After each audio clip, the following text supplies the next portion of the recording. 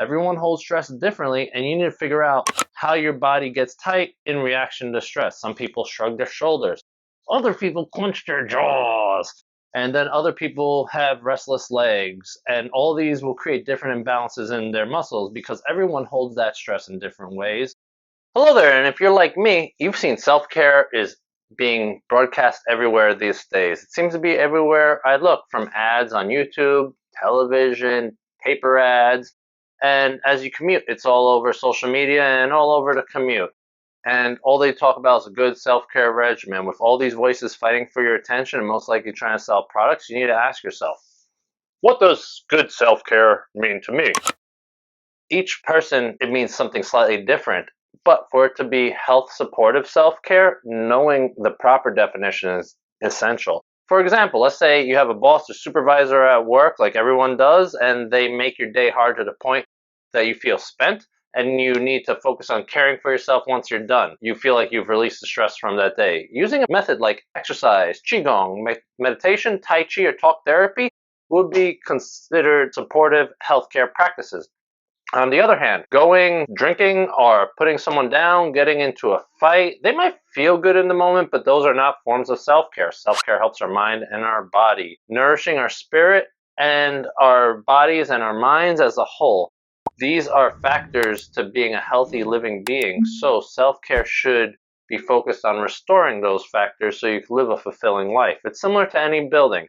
If the whole building could look pretty, but if any of the foundations are weak, the building could collapse out of nowhere, just like that building in Florida earlier in 2021. Self-care should be used as a proactive activity for reducing your stress or imbalances, meaning you should take care of yourself before you develop problems, trauma, or pains as a result of not taking care of yourself. The body is my particular area of expertise, so I'll talk to you about self-care via physical ways. Though self-care can be used as a reaction to a dip in health, it shouldn't only be there for when your health fails. I want to take you back to a story when I was in my early 20s. There was a man speaking to me and a large audience. He said one thing that forever rang true in my head on self-care. What he said was, we have to pay to keep our health up at some point in our lives. We can do this on the front end of our lives, spending small amounts to improve or maintain our base level of health. Otherwise, if we skip that out, then we have to pay for it at the end of our lives. Putting off the payment until later is like using a credit card to pay for food. You'll create a deficit so large because you have to do it, you'll pay for it heavily, and you're gonna be paying for it with interest and penalties added on. The interest and penalties he meant were disease and disorder and time away from those that you love. So he understood that self-care had to be done proactively.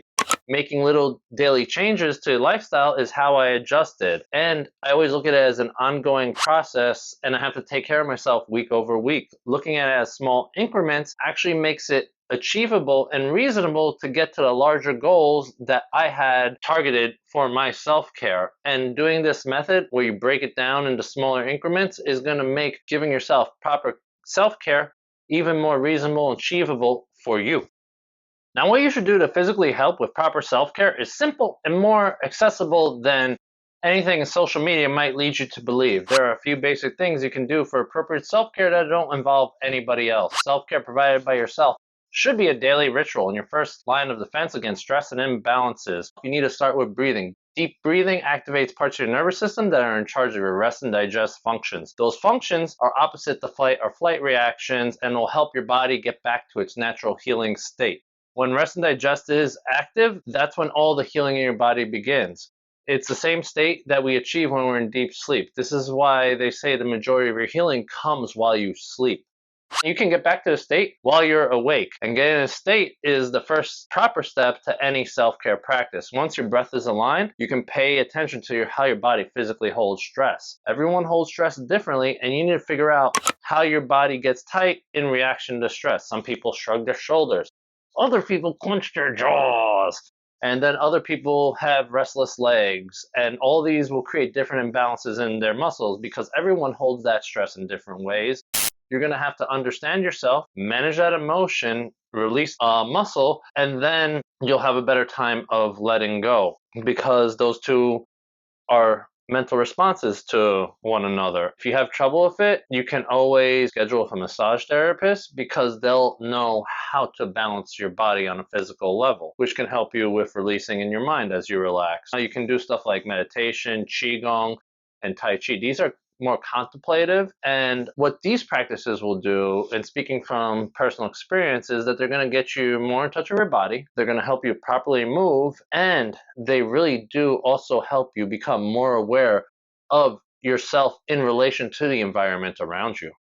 Massage and stretching are important components, but not the only components of physical self-care regimen. There are two very important factors: diet and exercise. Diet, how you eat, can be a powerful tool for either self-care or self-harm, depending on how you use it. Follow simple guidance from a professional, or get a customized meal plan from a nutritionist to make sure you get the most out of your diet, because your body needs to consume the right amount of nutrients to help it, and it'll help prevent you from getting sick. It'll nourish your body and your skin, and every time you eat, it's a choice that can either help or hinder you, so choose wisely even when your mind is in a bad spot. Exercise, it's one thing related to self-care that not everyone wants to hear is self-care. Sorry, those skinny teas, shake weights, and vibrating platforms and exercise in a bottle are not the answer for your exercise. Exercise cannot be replaced by those. Exercise only comes when you're physically out there working, and you're gonna get a little bit sore.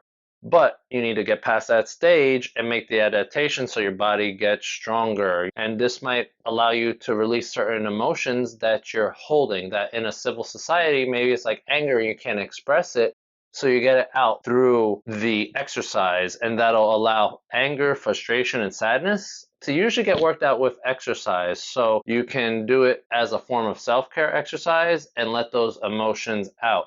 So however you plan to create your self-care, make sure that you use these fundamentals in your self-care rituals, because self-care is not a product, it's a way of life. It's not a trend, it's how you live. So you need to be at your best and do your best to take care of yourself. If you want to learn more about proper self-care techniques, then what I want you to do is click on one of the playlists that have popped up right now to improve your knowledge. Stay tuned for more, and I will see you in the next video.